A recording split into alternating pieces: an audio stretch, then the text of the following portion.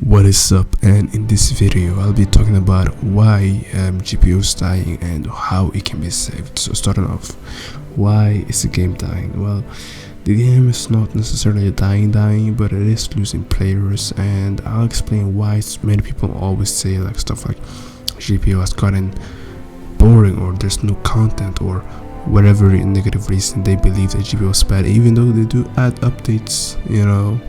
What is the reason it's been declining ever since the release? Well, the answer is pretty simple, and I'll answer it now. Actually, it's the social aspect. So basically, when GPO decided to remove the focus on the social aspect and decided to implement other stuff, the game as a whole has been doing less than what it could be doing. And what I mean by this is, no, the game's not dying as in it's losing players and it's about to go to zero.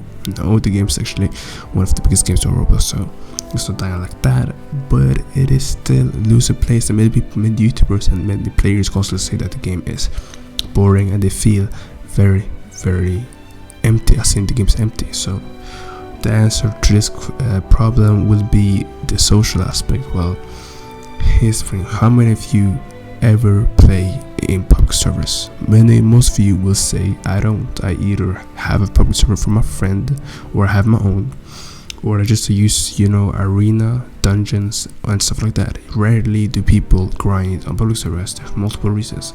Number one, the public servers are laggy. The arenas and dungeons just are easier to access, and you just have to wait. If you enter a public server, it takes time not only to enter, but when you enter, it's laggy, and you have always a risk at losing your bounty because somebody wants to kill you in a public server, or a team says kill you. So all of these things, this incentivizes people from going to public servers. And you may say, okay, but who cares? Well, public servers are trash anyway, like nobody cares. But the problem is, public servers are where everybody meets each other. So if you disincentivize people from meeting each other and keep them in these lobbies where they don't get to talk or they don't get to interact with each other, it really makes the game feel lonely. And if people are on private servers to grind all the damn time, they never get to meet other players. So that means the social aspect of GPO is gone.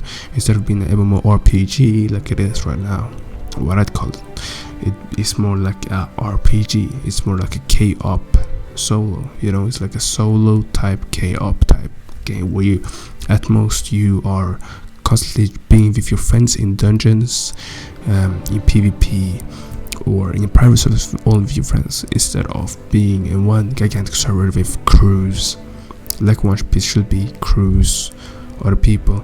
Another part is crews have not been working since update 2, and that's a big issue, which is a big issue that literally causes, because here's the thing: One Piece games are supposed to be like One Piece, otherwise you could have just made a naval adventure game, and that's the reason GPO is a One Piece game now. Of course, they try to drift away from it, but most of the players came here because it's the best One Piece game they've seen, like graphics wise.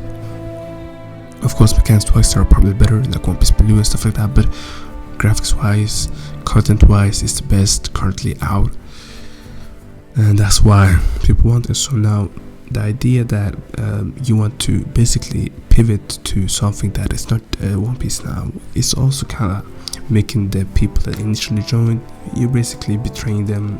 Not betraying, but they're probably gonna quit playing if you keep removing the One Piece aspect.